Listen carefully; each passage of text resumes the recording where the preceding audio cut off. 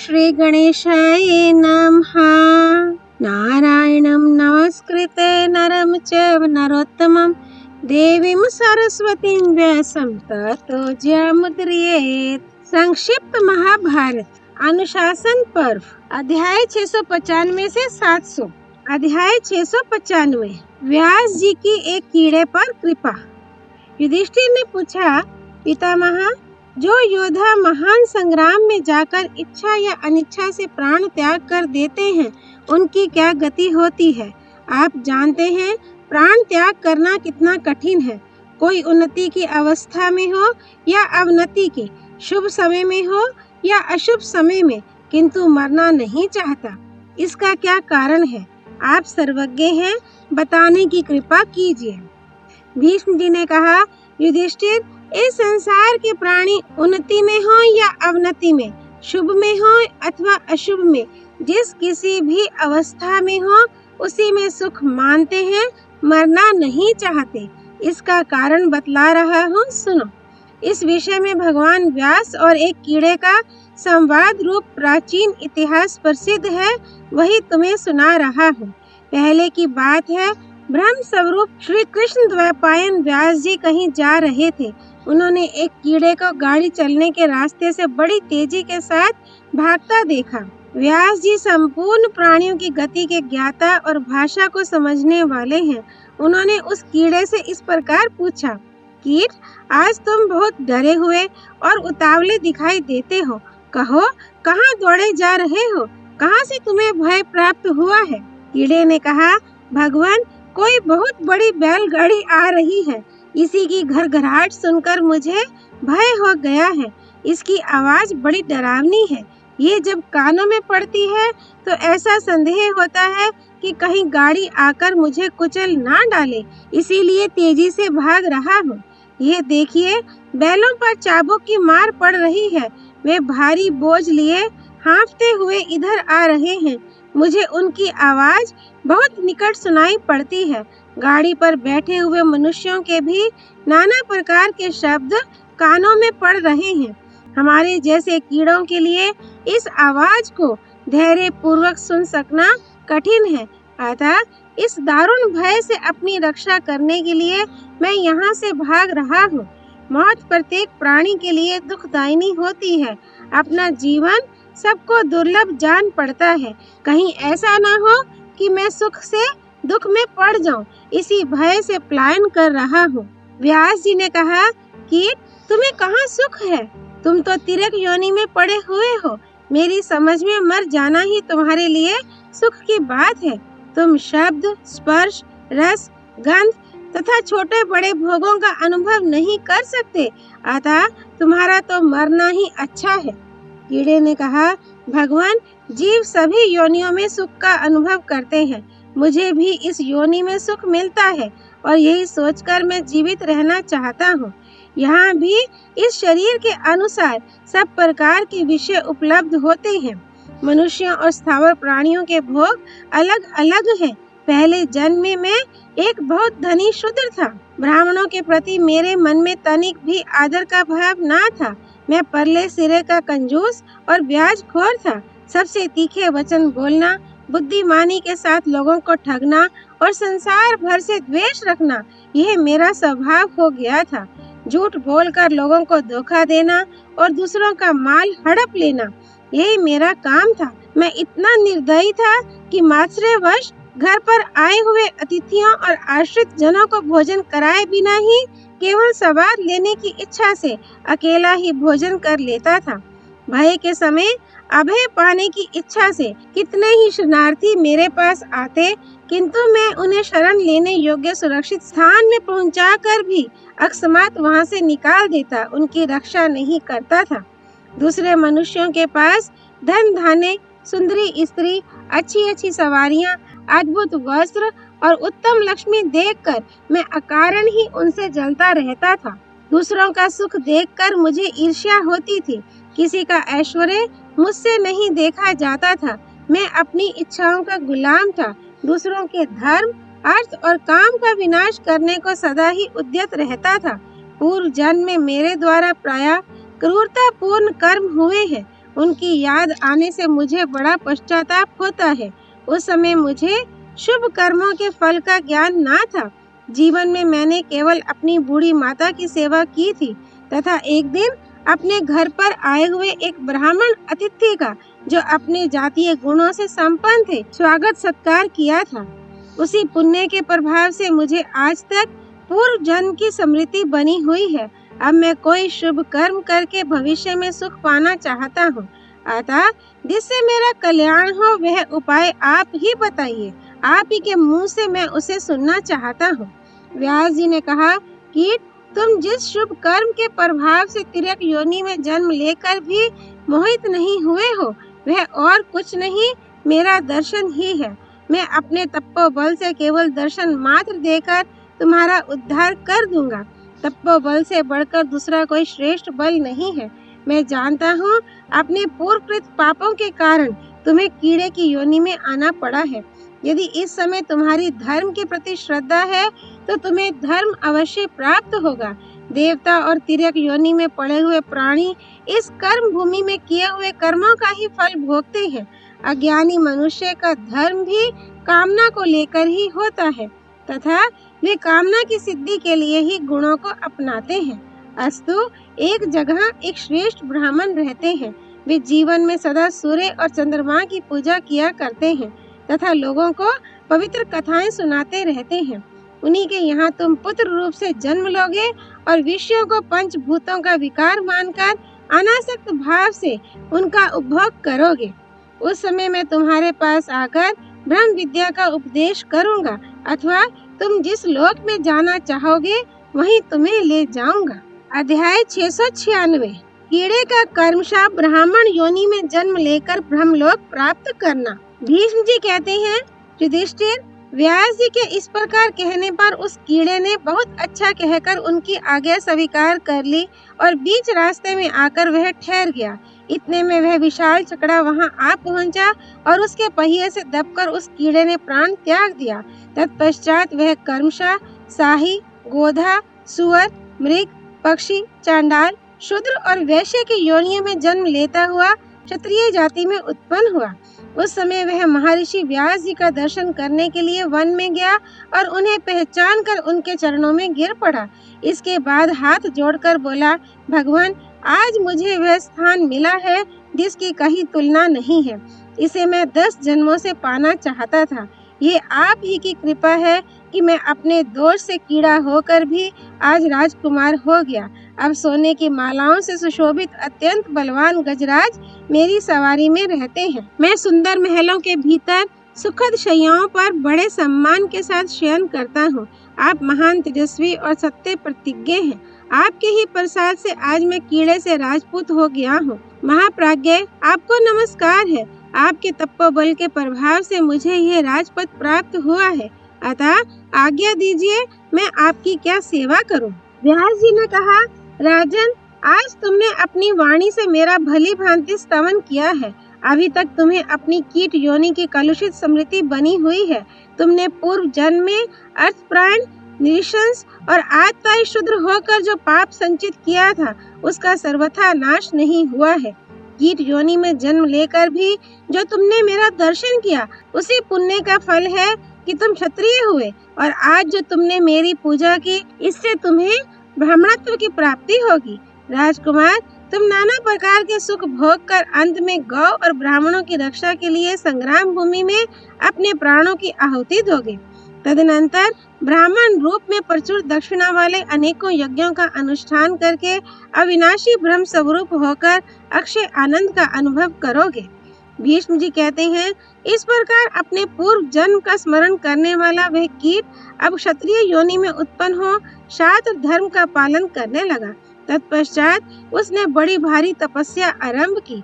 धर्म और अर्थ के तत्व को जानने वाले उस राजकुमार की उग्र तपस्या देखकर विप्रवर श्री कृष्ण द्वैपायन व्यास जी उसके पास आए और कहने लगे, कीट, प्राणियों की रक्षा करना ही क्षत्रियों का धर्म है। तुम शुभ और अशुभ का ज्ञान प्राप्त करो और अपने मन और इंद्रियों को वश में करके भली भांति प्रजा का पालन करो।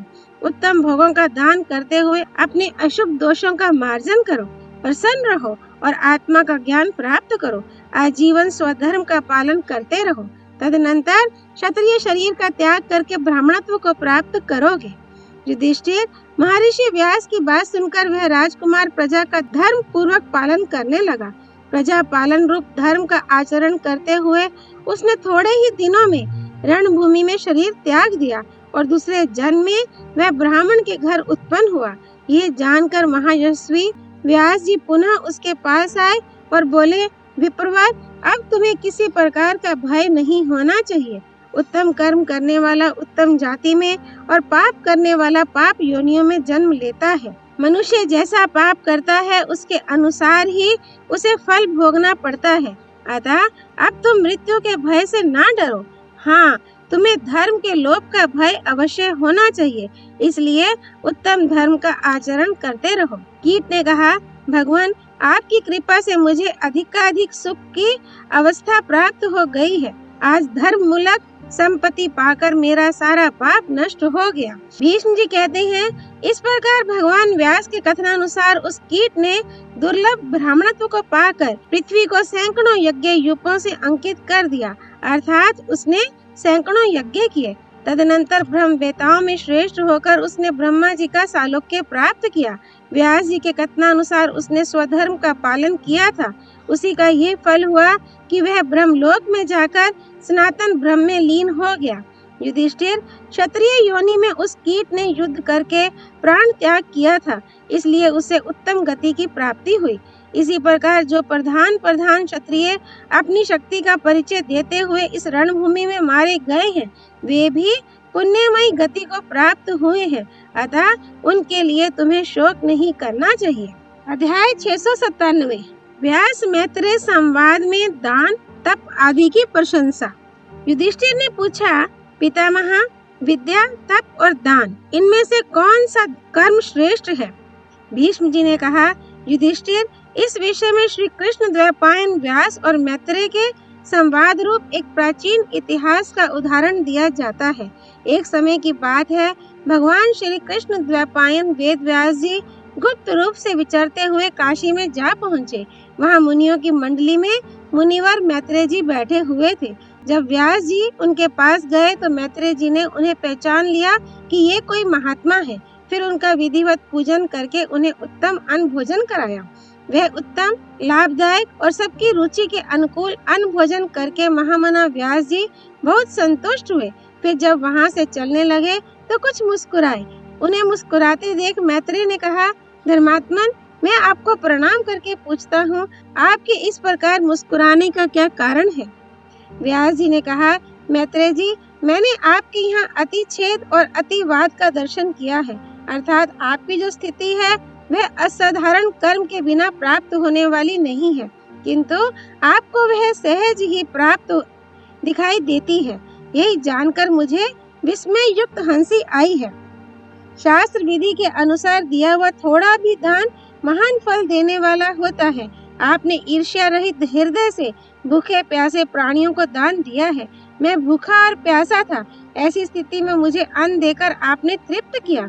इस पुण्य के प्रभाव से आपने महान यज्ञों द्वारा प्राप्त होने वाले बड़े बड़े लोकों पर विजय पाई है। अतः मैं आपके पवित्र दान से बहुत प्रसन्न हुआ हूँ।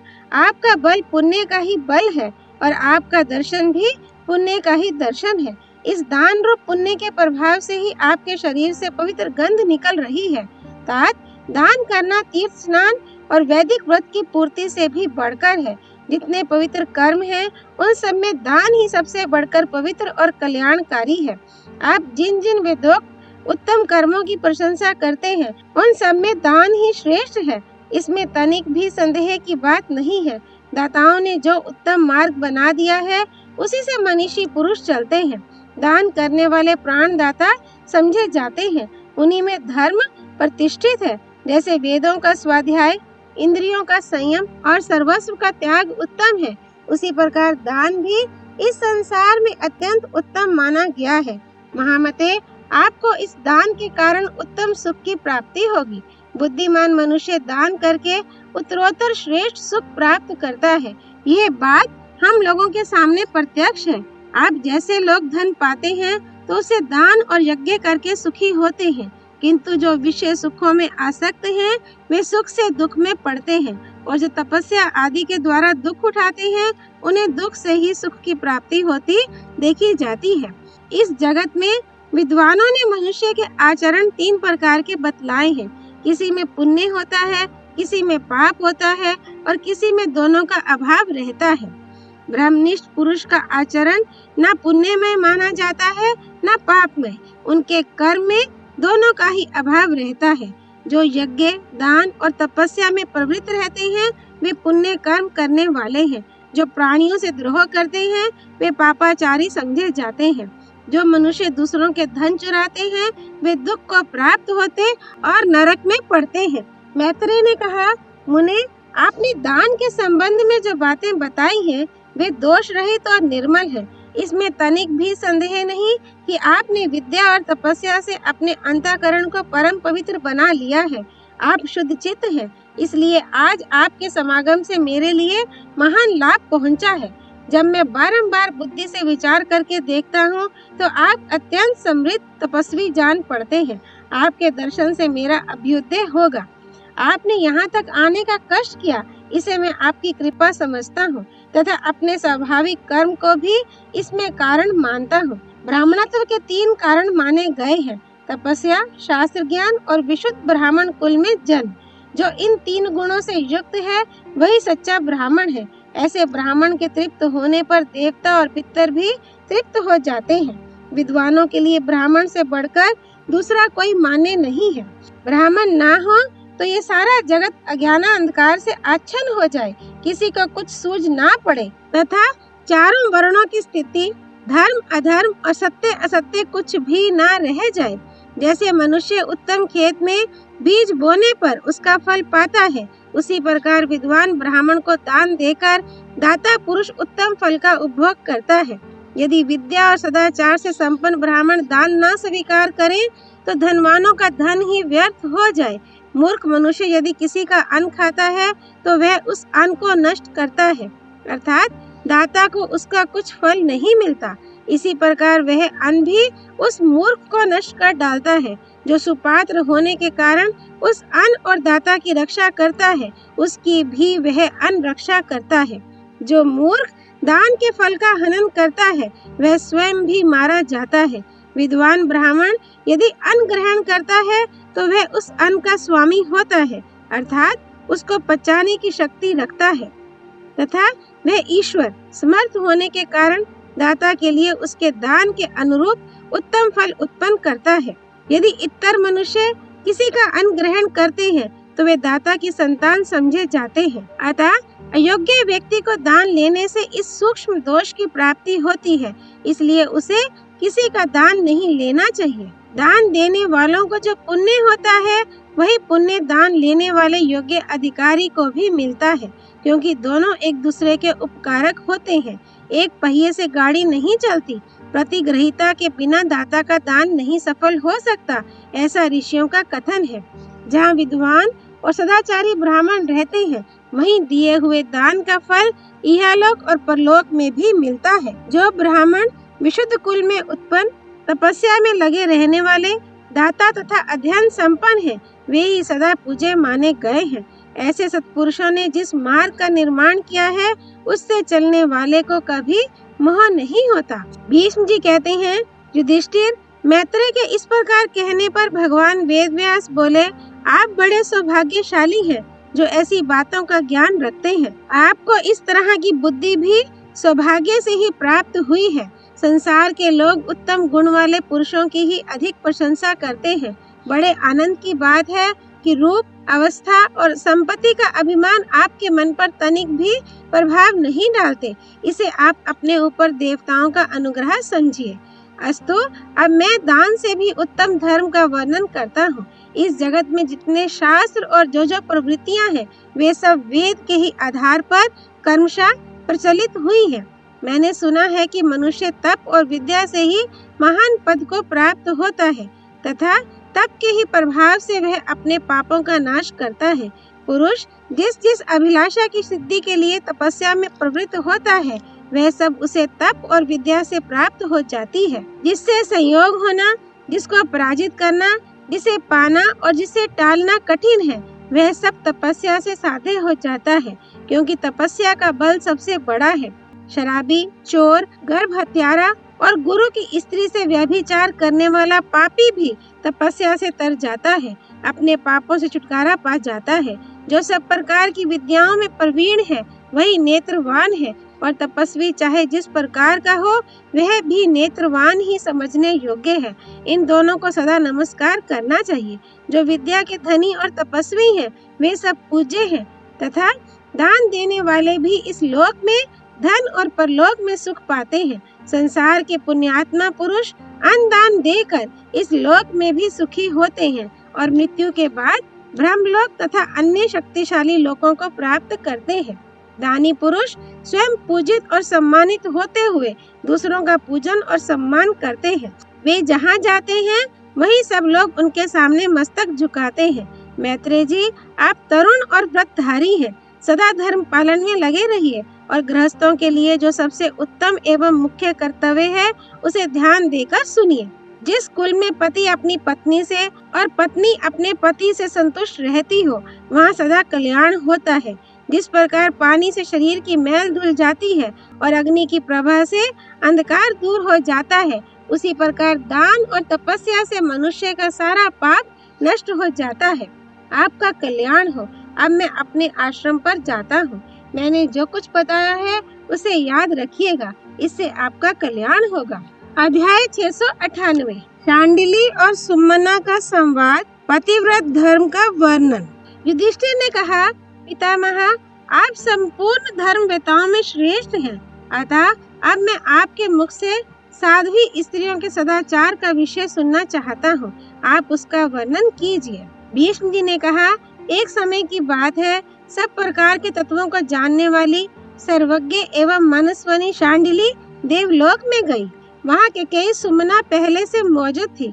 उसने शांडिली को देखकर उससे पूछा, कल्याणी, तुमने किस आचार और बर्ताव का पालन किया था, जिससे समस्त पापों का नाश करके तुम इस देवलोक में आई हो? इस समय अपने तेज से तुम अग्नि के ज्वाला के समान दिदीप्यमान हो रही हो। तुम्हें देखकर अनुमान होता है कि थोड़ी सी तपस्या, साधारण दान या छोटे मोटे नियमों का पालन करके तुम इस लोक में नहीं आई हो। अतः अपनी साधना के संबंध में तुम सच्ची सच्ची बात बताओ। जब सुमना ने इस प्रकार मधुर वाणी में पूछा, तो मनोहर मुस्कान वाली शांडिली ने धीरे से उत्तर दिया, देवी, मैं गेरुआ वस्त्र पहनने, वल्कल धारण करने, मूंछ मुड़ाने या बड़ी बड़ी जटाएं रखने से इस लोक में नहीं आई हूँ। मैंने सदा सावधान रहकर अपने पति देव के प्रति मुंह से कभी अहितकर और कठोर वचन नहीं निकाले हैं। मैं सदा सास ससुर की आज्ञा में रहती और देवता, पितर तथा ब्राह्मणों की पूजा में प्रमाद नहीं करती थी। किसी की चुगली नहीं खाती थी। चुगली की आदत मुझे बिल्कुल पसंद ना थी। मैं घर का दरवाजा छोड़कर अन्यत्र नहीं खड़ी होती और देर तक किसी से बात नहीं करती थी। मैंने कभी छिपकर या सामने किसी से अश्लील परिहास नहीं किया तथा मेरे द्वारा किसी का अहित भी नहीं हुआ है। यदि मेरे स्वामी किसी काम से बाहर जाकर फिर घर को लौटते हैं, तो मैं उठकर उन्हें बैठने के लिए आसन देती और एकाग्रचित्त से उनकी पूजा करती थी। जो अन्न मेरे स्वामी नहीं खाना चाहते, जिस भक्ष्य, भोजे या लेह, चटनी आदि को वे नहीं पसंद करते, उन सबको मैं भी त्याग देती थी। सारे कुटुंब के लिए जो कुछ कार्य आ पड़ता, वह सब मैं सवेरे ही उठकर करा लेती थी। यदि किसी आवश्यक कार्यवश मेरे स्वामी परदेश जाते, तो मैं नियम से रहकर उनके कल्याण के लिए नाना प्रकार के मांगलिक कार्य किया करती थी। स्वामी के बाहर चले जाने पर मैं अंजन, गोरोचन, माला और अंगराग आदि के द्वारा श्रृंगार नहीं करती थी। जब वे सुख से सोए रहते, उस समय आवश्यक कार्य आ जाने पर भी मैं उन्हें नहीं जगाती थी और ऐसा करके मेरे मन को विशेष संतोष होता था। परिवार के पालन पोषण के कार्य के लिए भी मैं उन्हें कभी तंग नहीं करती थी। घर की गुप्त बातों को सदा छिपाए रहती और घर द्वार को सदा झाड़ बुहार कर साफ रखती थी। जो स्त्री सदा सावधान रहकर इस धर्म मार्ग का पालन करती है, वह स्त्रियों में अरुंधति के समान आदरणीय होती है और स्वर्ग लोक में भी उसकी विशेष प्रतिष्ठा होती है। भीष्म जी कहते हैं, युधिष्ठिर, इस प्रकार वह सौभाग्यशालिनी देवी शांडिली सुमना से पतिव्रत धर्म का वर्णन करके अंतर्धान हो गई। अध्याय 699 साम गुण की प्रशंसा, राक्षस और ब्राह्मण का संवाद। युधिष्ठिर ने पूछा, भरत श्रेष्ठ, आप साम और दान में किसको श्रेष्ठ मानते हैं? भीष्म जी ने कहा, बेटा, कोई मनुष्य साम से प्रसन्न होता है और कोई दान से, अतः पुरुष की प्रकृति को समझकर दोनों में से एक का प्रयोग करना चाहिए। अब तुम साम के गुणों को सुनो। साम के द्वारा भयानक से भयानक प्राणी वश में किए जा सकते हैं। इस विषय में एक प्राचीन इतिहास सुनाता हूँ। कोई बुद्धिमान ब्राह्मण निर्जन वन में घूम रहा था। उसी समय एक राक्षस ने आकर उसे खाने की इच्छा से पकड़ लिया। ब्राह्मण की बुद्धि तो अच्छी थी ही, वह विद्वान भी था, इसलिए उस राक्षस की भीषण आकृति देखकर भी ना तो घबराया और ना दुखी ही हुआ, बल्कि उसके प्रति साम नीति का प्रयोग करने लगा। राक्षस ने ब्राह्मण के शांतिमय वचनों की प्रशंसा की और कहा, मेरे प्रश्न का उत्तर दे दो तो मैं तुम्हें छोड़ दूंगा। बताओ, मैं इतना दुर्बल और उदास क्यों हो रहा हूँ? ये सुनकर ब्राह्मण ने कुछ देर विचार किया, फिर बड़े धैर्य के साथ उसने उसके प्रश्नों का उत्तर देना आरंभ किया। राक्षस, जान पड़ता है तुम सुहृद जनों से अलग होकर प्रदेश में बेगाने लोगों के साथ रहकर अतुलनीय विषयों का उपभोग कर रहे हो। तुम्हारे मित्र तुम्हारे द्वारा भली भांति सम्मानित होने पर भी अपने स्वभाव दोष के कारण तुमसे विमुख रहते हैं। गुणों में जो तुम्हारी अपेक्षा बहुत ही निकृष्ट है, वे जड़ मनुष्य भी धन और ऐश्वर्य में अधिक होने के कारण सदा तुम्हारी अवहेलना किया करते हैं। इसी कारण तुम दुर्बल और उदास हो रहे हो। तुम गुणवान, विद्वान और विनीत होने पर भी सम्मान नहीं पाते और गुणहीन तथा मूढ़ व्यक्तियों को सम्मानित होते देखते हो। जीवन निर्वाह का कोई उपाय न होने से तुम कलेश उठाते होगे, किंतु अपने गौरव के कारण जीविका के प्रतिग्रह आदि उपायों की निंदा करते हुए उन्हें स्वीकार नहीं करते होगे।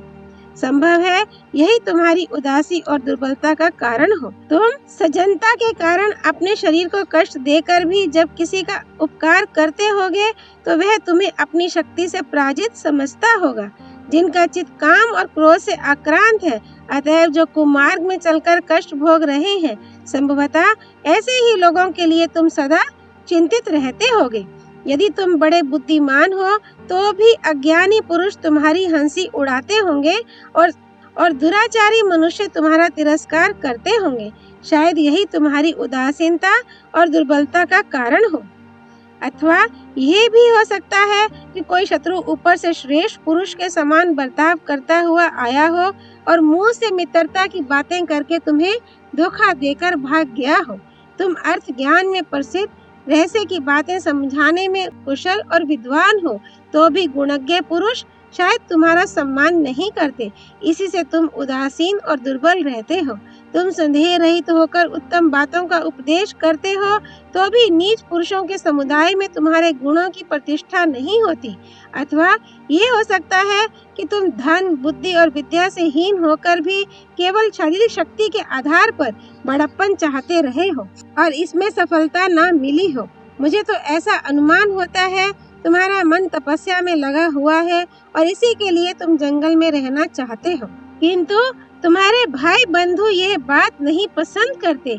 यह भी संभव है कि तुम्हारी स्त्री बड़ी सुंदरी हो और तुम्हारे पड़ोस में ही कोई बहुत सुंदर, धनी और पर स्त्री लंपट नौजवान रहता हो। एक दूसरी संभावना भी है, तुम धनवानों के बीच उत्तम और समयोचित बात कहते होगे, किंतु वह उन्हें पसंद न आती होगी। अथवा तुम्हारा कोई प्रिय व्यक्ति मूर्खता के कारण तुम पर कुपित हो गया होगा और तुम उसे किसी तरह समझा बुझाकर शांत न कर पाते होगे। संभवतः इन्हीं सब कारणों से तुम दुर्बल और उदासीन हो रहे हो। जान पड़ता है कोई मनुष्य तुम्हें अपनी इच्छा के अनुसार किसी काम में नियुक्त करके सदा लाभ उठाना चाहता है, अथवा तुम अपने सद्गुणों के कारण लोगों में सम्मानित होते हो, तो भी तुम्हारे सुहृद बंधु बांधव समझते हैं कि यह हमारे ही प्रभाव से आदर पा रहा है और तुम लज्जा से शिथिल होने के कारण अपना आंतरिक अभिप्राय किसी पर प्रकट नहीं करना चाहते। संसार में नाना प्रकार की बुद्धि और भिन्न भिन्न रुचि वाले लोग रहते हैं। उन सबको तुम अपने गुणों से वश में करना चाहते हो। अथवा यह भी हो सकता है कि तुम विद्वान न होकर भी विद्या से मिलने वाले यश को पाना चाहते हो। डरपोक होने पर भी पराक्रम जनित कीर्ति की अभिलाषा रखते हो और अपने पास थोड़ा सा धन रहने पर भी बड़े बड़े दानों का सुयश प्राप्त करना चाहते हो। यही तुम्हारी उदासीनता और दुर्बलता का कारण जान पड़ता है। एक बात यह भी ध्यान में आती है कि तुम्हें अपना कोई दोष नहीं दिखाई देता, तो भी लोग अकारण ही तुम्हें कोसते रहते हैं। तुम साधु पुरुषों को ग्रस्त, दुर्जनों को वनवासी और सन्यासियों को मठ मंदिर आदि में आसक्त देखते हो। इसी चिंता से उदासीन और दुर्बल होते जा रहे हो। तुम्हारे स्नेही बंधु बांधव कष्ट में पड़कर दरिद्रता का दुख भोगते हैं और तुम उन्हें उससे मुक्त नहीं कर पाते, इसलिए अपने धनहीन जीवन को व्यर्थ समझते हो। तुम्हारी बातें धर्म, अर्थ और काम के अनुकूल एवं सामयिक होती हैं, तो भी दूसरे लोग उन पर विश्वास नहीं करते। मनीषी होने पर भी जीवन की इच्छा से तुम्हें अज्ञानी पुरुषों के दिए हुए धन पर गुजारा करना पड़ता है। तुम्हारे सुहृद संबंधी एक दूसरे से विरोध रखते हैं और तुम उनका प्रिय करना चाहते हो। वेदज्ञ ब्राह्मणों को वेदविरुद्ध कर्म करते और विद्वानों को इंद्रियों के वश में पड़े देखकर तुम निरंतर चिंतित रहते हो। संभवतः इन्हीं सब कारणों से तुम्हारा शरीर उदास और दुर्बल हो गया है। ऐसा कहकर जब उस ब्राह्मण ने राक्षस का सम्मान किया, तो राक्षस ने भी ब्राह्मण का विशेष सत्कार किया। उसने उसी समय ब्राह्मण को अपना मित्र बना लिया और उसे धन देकर छोड़ दिया। अध्याय 700 श्राद्ध के विषय में देवदूत और पितरों का तथा धर्म के विषय में इंद्र और बृहस्पति का संवाद। भीष्म जी कहते हैं, युधिष्ठिर, पूर्व काल में भगवान वेद व्यास ने मुझे धर्म के जो गूढ़ रहस्य बतलाए थे, उनका वर्णन करता हूँ, सुनो। जिसके करने से देवता, पितर, ऋषि, परमत, लक्ष्मी, चित्रगुप्त और दिग्गज प्रसन्न होते हैं, जिसमें महान फल देने वाले ऋषि धर्म का रहस्य सहित समावेश हुआ है, तथा जिसके अनुष्ठान से बड़े बड़े दानों और संपूर्ण यज्ञों का फल मिलता है। उस धर्म को जो जानता और जानकर उसके अनुसार आचरण करता है, वह पापी रहा हो तो भी पाप मुक्त होकर सद्गुण संपन्न हो जाता है। 10 कसाईयों के समान एक तेली, 10 तेलियों के समान एक कलवार, 10 कलवारों के समान एक वेश्या और 10 वेश्याओं के समान एक राजा है। अतः राजा का दान लेना निषिद्ध माना गया है, जिसमें धर्म, अर्थ और काम का वर्णन है, जो पवित्र और पुण्य का परिचय कराने वाला है, जिसमें धर्म और उसके रहस्यों की व्याख्या है, तथा जो परम पवित्र, धर्मयुक्त और साक्षात देवताओं द्वारा निर्मित है, उस शास्त्र का श्रवण करना चाहिए, जिसमें पितरों के श्राद्ध के विषय में गूढ़ बातें बताई गई हैं, जहाँ संपूर्ण देवताओं के रहस्यों का पूरा पूरा वर्णन है, तथा जिसमें रहस्य सहित महान फलदायी ऋषि धर्म का एवं बड़े बड़े यज्ञों और संपूर्ण दानों के फल का प्रतिपादन किया गया है। उस शास्त्र को जो लोग सदा पढ़ते हैं, जिन्हें उसका तत्व हृदयंगम होता है, तथा जो पढ़कर दूसरों के सामने उसकी व्याख्या करते हैं, वे साक्षात भगवान नारायण के स्वरूप हैं। जो मनुष्य अतिथियों की पूजा करता है, उसे गोदान, तीर्थ स्नान और यज्ञानुष्ठान का फल मिलता है। जो श्रद्धा के साथ धर्म शास्त्रों का श्रवण करते हैं तथा जिनका हृदय शुद्ध हो गया है, वे अवश्य ही पुण्य लोकों पर विजय प्राप्त करते हैं। श्रद्धा पूर्वक शास्त्र श्रवण करने वाला मनुष्य अपने पूर्व पापों से छुटकारा पा जाता है। भविष्य में वह पाप नहीं करता तथा नित्य प्रति धर्म का अनुष्ठान करता रहता है और मरने के बाद उसे उत्तम लोकों की प्राप्ति होती है। एक समय की बात है, एक देवदूत ने पितरों और देवताओं से प्रश्न किया, क्या कारण है कि श्राद्ध के दिन श्राद्ध करता और श्राद्ध में भोजन करने वाले पुरुष के लिए मैथुन का निषेध किया गया है? श्राद्ध में अलग अलग 3 पिंड क्यों दिए जाते हैं? पहला पिंड किसे देना चाहिए, दूसरा पिंड किसे मिलता है तथा तीसरे पिंड का अधिकारी कौन है? ये सब बातें मैं जानना चाहता हूँ। पितरों ने कहा, देवदूत, तुम्हारा कल्याण हो, हम सब तुम्हारा स्वागत करते हैं। तुमने बहुत गूढ़ प्रश्न पूछा है, तो भी हम उसका उत्तर देते हैं। सुनो, जो पुरुष श्राद्ध का दान देकर अथवा श्राद्ध में भोजन करके स्त्री के साथ समागम करता है, उसके पितर उस दिन से लेकर 1 महीने तक उसी के विरह में निवास करते हैं। अब हम कर्मशः पिंडों का भाग बतला रहे हैं। श्राद्ध में जो 3 पिंडों का विधान है, उनमें पहला पिंड जल में डाल देना चाहिए, मध्यम पिंड श्राद्धकर्ता की पत्नी को खिला देना चाहिए और तीसरे पिंड को अग्नि में छोड़ देना चाहिए। यही श्राद्ध की विधि है। जो इसका पालन करता है, उसके धर्म का कभी लोप नहीं होता। उसके पितर सदा प्रसन्नचित एवं संतुष्ट रहते हैं और उसका दिया हुआ दान अक्षय होता है। देवदूत ने पूछा, पितृगण, आप लोगों ने पिंडों का क्रमशः विभाग बतला दिया, किंतु पहले पिंड को जो जल में डाल देने की बात बताई है, उसके अनुसार यदि वह जल में डाल दिया जाए तो नीचे जाकर वह पिंड किसे मिलता है, किस देवता को प्रसन्न करता है तथा किस प्रकार उससे पितरों का उद्धार होता है। इसी प्रकार यदि मध्यम पिंड पत्नी ही खा जाती है तो उसके पितर किस प्रकार उस पिंड का उपभोग करते हैं तथा अंतिम पिंड जब अग्नि में डाल दिया जाता है तो उसकी क्या गति होती है, ये किस देवता को मिलता है, ये सब बातें मैं सुनना चाहता हूँ।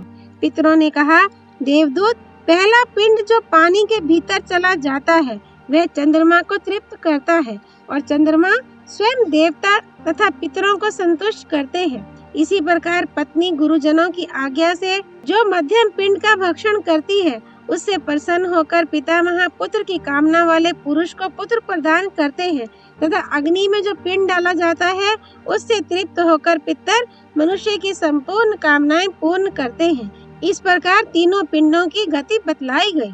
ब्राह्मण को स्नान आदि से पवित्र होकर श्राद्ध में भोजन करना चाहिए। श्राद्ध में भोजन करने वाला ब्राह्मण उस दिन यजमान का पितर माना जाता है, इसलिए उसे अपनी स्त्री के साथ सहवास नहीं करना चाहिए, क्योंकि उस दिन उसके लिए वह पराई स्त्री के समान होती है।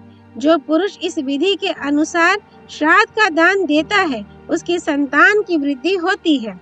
पितरों के इस प्रकार कहने के बाद विद्युतप्रभ नाम वाले एक तपस्वी महर्षि ने इंद्र से पूछा, देवराज, मनुष्य मोहवश कीट, पिपीलिका, चींटी, सांप, भेड़, मृग और पक्षी आदि तिर्यक योनि के प्राणियों की हिंसा करके जो महान पाप बटोरते हैं, उससे छुटकारा पाने के लिए उन्हें कौन सा प्रायश्चित करना चाहिए?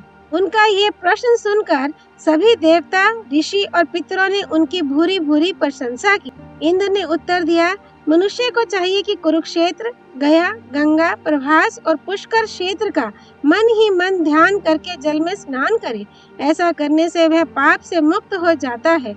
जो मनुष्य गाय की पीठ का स्पर्श करके उसकी पूंछ को प्रणाम करता है, उसे उपयुक्त तीर्थों में 3 दिन तक उपवास पूर्वक रहने और स्नान करने का फल प्राप्त होता है। तत्पश्चात इंद्र ने देवताओं के मध्य में अपने गुरु बृहस्पति जी से मधुर वाणी में कहा, भगवान, मनुष्यों को सुख देने वाले धर्म का गूढ़ स्वरूप बतलाइए, साथ ही रहस्य सहित दोषों का भी वर्णन कीजिए। बृहस्पति जी ने कहा, इंद्र, साक्षात ब्रह्मा जी ने सूर्य, पवन, अग्नि और लोक माता गौओं की सृष्टि की है। ये मनुष्य लोक के देवता हैं तथा संपूर्ण जगत का उद्धार करने की शक्ति रखते हैं। जो स्त्री और पुरुष सूर्य की ओर मुंह करके पेशाब करते हैं, वे 86 वर्ष तक दुराचारी और कुल कलंक होकर जीवन व्यतीत करते हैं। जो पवन देवता के साथ द्वेष करते हैं, उनकी संतान गर्भ में आकर नष्ट हो जाती है। जो जलती हुई आग में ईंधन नहीं डालते, उनका हविष्य अग्निहोत्र के समय अग्निदेव नहीं ग्रहण करते। जिनके बछड़े अभी बहुत छोटे हों, ऐसी गौओं का सारा दूध धोकर जो लोग पी जाते हैं, उनके यहाँ दूध पीने वाले बच्चे नहीं पैदा होते। उनकी संतान और कुल का भी नाश हो जाता है। उत्तम कुल में उत्पन्न विद्वान ब्राह्मणों ने पूर्व काल में इसी प्रकार उक्त पापों का फल होता देखा है। इसलिए शास्त्र में जिन कर्मों का निषेध किया गया है, उनका परित्याग करना चाहिए और जिन्हें कर्तव्य बतलाया गया है, उनका सदा अनुष्ठान करते रहना चाहिए। तदनंतर संपूर्ण देवता, मरुदगण और ऋषियों ने पितरों से पूछा, मनुष्यों की बुद्धि थोड़ी होती है, अतः वे कौन सा कर्म करें जिससे आप लोग उनके ऊपर संतुष्ट होंगे? श्राद्ध में दिया हुआ दान किस प्रकार अक्षय हो सकता है?